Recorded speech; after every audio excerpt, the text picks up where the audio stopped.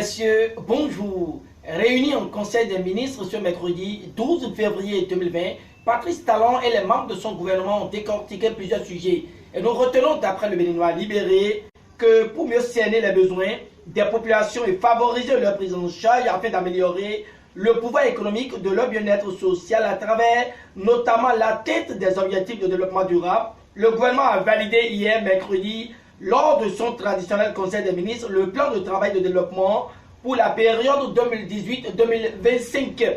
Après le hockey de ce guide d'élaboration des politiques stratégiques à côté du nouvel environnement institutionnel, le Conseil des ministres s'est également penché sur l'examen du rapport de la commission chargée de vérifier les dénonciations de détournement des frais de scolarité de l'ex-École nationale supérieure des sciences et techniques agronomiques de Djougou. Ici, l'Indépendant nous apprend que près de 10 millions de francs CFA sont détournés et le gouvernement sévit. Suivant Quotidien Le Contemporain, en Conseil des ministres ce mercredi, des mesures légales pour réprimer les pratiques de l'usure au Bénin ont été une préoccupation. Le matinal rallonge de ce côté que le renforcement de la prévention du coronavirus, une maladie qui sévit en Chine, était également à l'ordre du jour ce mercredi 12 février 2020. Conseil des ministres et d'autres mesures pour prévenir sa survenue ont été prises. Certifiant cette information, la nation est telle que le Bénin est mieux armé contre une éventuelle menace.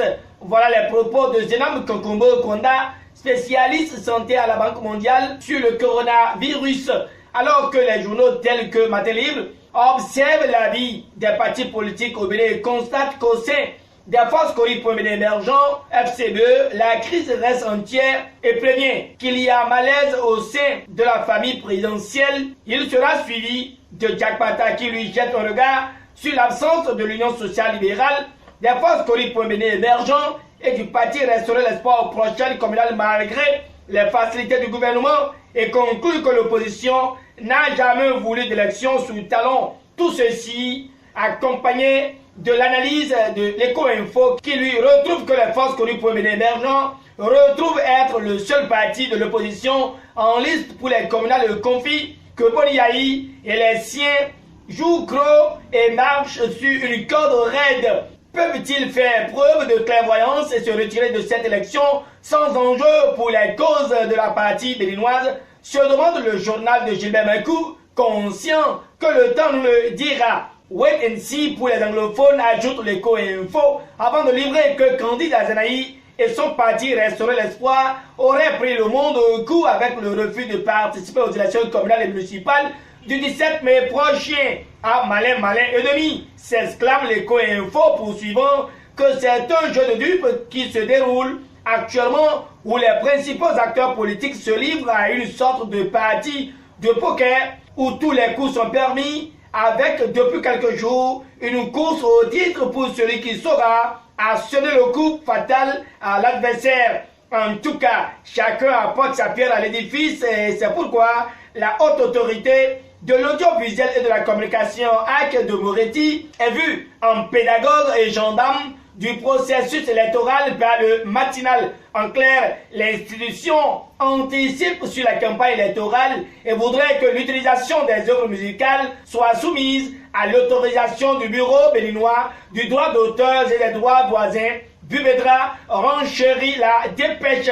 La HAC rappelle les professionnels des médias à leur devoir, confie fraternité. Le quotidien de Ménotopine sur la constitution de 6000 dossiers pour les prochaines communales et voit d'ores et déjà que c'est l'obstacle qui met à nu les clubs électoraux. Grande différence entre vouloir et pouvoir prendre part aux élections expose fraternité. Mais le Béninois libéré a constaté qu'il y a cascade de démissions au PRD et se demande si Oumbedi pourrait-il arrêter la saignée de la politique. Le co-info nous conduit à la Cour de répression des infractions économiques et du terrorisme criette au sujet de l'affaire Kiki Sagbego de Noumena alias KGB et ses 12 complices puis relève que les munitions, les pistolets, les gilets pare-balles et autres objets militaires retrouvés au domicile de KGB sont confisqués. Le télégramme, selon le verdict de la criette de l'affaire KGB, mentionne que l'homme et ses 12 complices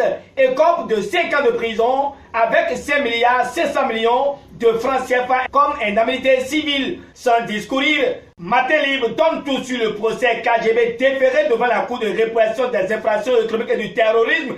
Regain d'insécurité dans le septentrion, titre Fraternité à nouveau. Selon ce quotidien, les malfrats frappent à Niki et Kandi avec comme bilan 1 mort et 4 millions emportés. Traficotage des compteurs de la Société béninoise d'énergie électrique SBEE. Le DG Jacques Paradis met en garde les auteurs, nous apprend le Béninois libéré. Retraite politique de Boliaï. Nous sommes Saint-Thomas. C'est le déchaîné du jeudi qui vient clôturer la revue de presse de ce jeudi 13 février 2020 que je vous remercie d'avoir suivi. Je remercie également André Vuaton pour sa disponibilité à accompagner GS Communication. Merci à tous, au revoir et à demain.